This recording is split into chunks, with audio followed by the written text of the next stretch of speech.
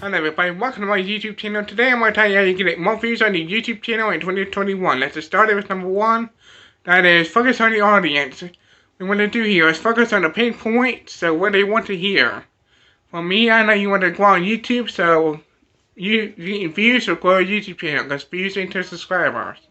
If you do it all the right way. If you want to do learn how to get subscribers on the YouTube channel, then go right here and click right there and do a playlist of how to do subscribers on YouTube.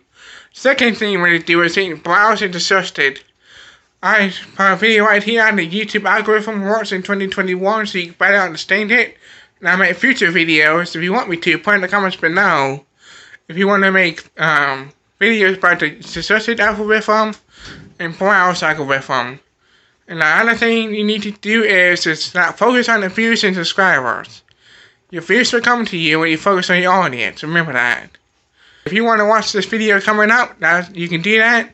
It'll be the playlist how to get more views on YouTube in 2021 and beyond. That is all. Have a great day.